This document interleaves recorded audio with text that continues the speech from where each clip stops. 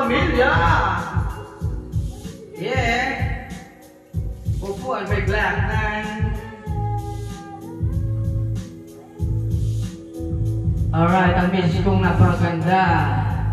I love you like a Laguna.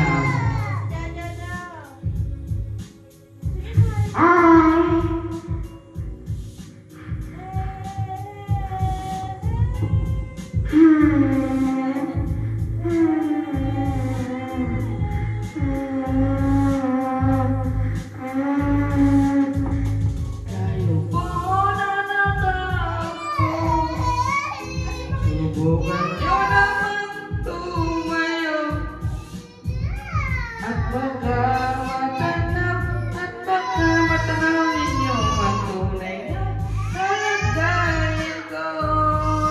Ito kasi tao po na dyan po ba kayo sa loob ng malaking bahay at malawak na bakuran, mataas na pader, pinapaligiran at nakapilang mga mamahal sa sakyan. Mga bati nila yung bulong ng bulong, wala namang pasal pero marami ang nakabaro. Lumakas man ang ulan ay walang muna sa bubong, mga katang kutsara na hindi kilala at tutungan.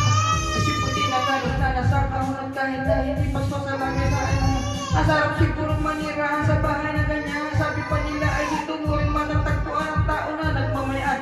Sa tutuan na pagkipag ng tao pinag-ahagawa. Kaya naman, hindi niya pinakakawalan. Kung makikita ko naman siya ayakin sigaw. Subukan nyo naman tumayo at baka matanaw ninyo ang tunay na kalagayan ko.